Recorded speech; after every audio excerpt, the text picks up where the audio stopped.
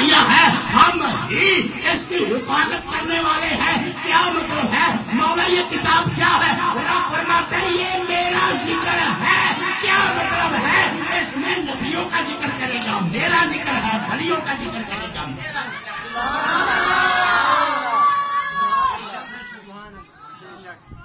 اس میں نبیوں کا ذکر کرے گا۔ ہے کوئی انکار کرنے والا؟ بولو کتاب الہی قرآن حکیم، اللہ فرماتا ہے ذکر ہے۔ یہ کتاب اللہ کی، یہ نصاب اللہ کا، یہ فرقان اللہ کا، یہ ذکر بولیے، یہ تو جملہ آپ کی زبان سے کہلوانا چاہتا ہوں، یہ ذکر کس کا ہے؟ اللہ کا۔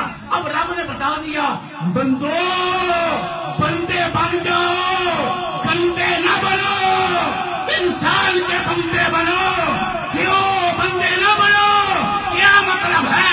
فرمایا کہ میرے بندوں کا ذکر میرا ذکر ہے۔ مولا ذکر کی شان کیا ہے؟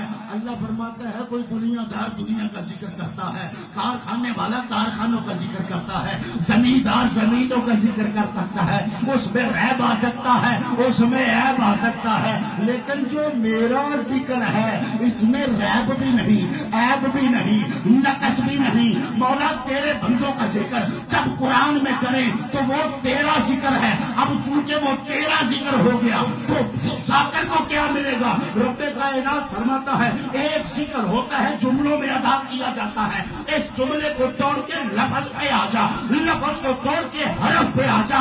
چونکہ ذکر میرے بندوں کا کر رہا ہے، ایک ایک حرف کے بدلے 10 10 نیکیوں کی نوید میرا مصطفیٰ دے جائے گا۔